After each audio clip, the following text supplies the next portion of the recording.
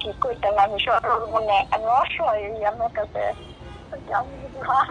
না না, আমি তো এই জন্য আপনাকে বইলে আসছিলাম যে না, যে কোনো প্রয়োজনে ইয়ে কইরেন, কিন্তু আসলে এখন একটু ঝামেলার মধ্যে আমি।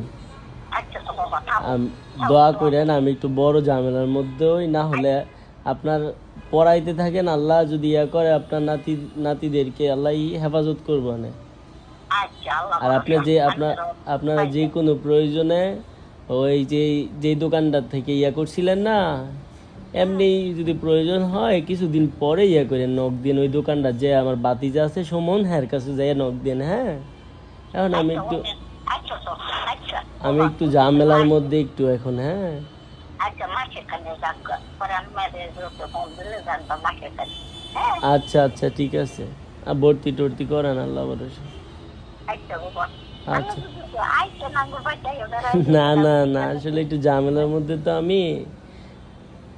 আচ্ছা ঠিক আছে, আপনি নখ দিয়ে নেয় মাসখানি পরে আল্লাহ যদি হেফাজত করে আমার এই ঝামেলা মুক্ত হয়, তাহলে আমি যে কোনো ইয়াতে ইয়া করবো, এতিমদের পাশে থাকবো না কার পাশে থাকবো। আচ্ছা বাবা আপনার লাগে আমি দোয়া করতাম আল্লাহর কথা আমি মুক্ত কইবেন আমি আজকেই আপনার লাগে দোয়া করবো আপনি দোয়া করেন।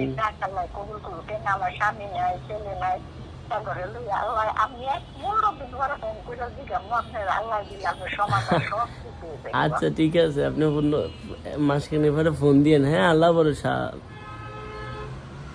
আচ্ছা আচ্ছা, আসসালামু আলাইকুম। ওয়ালাইকুম আসসালাম।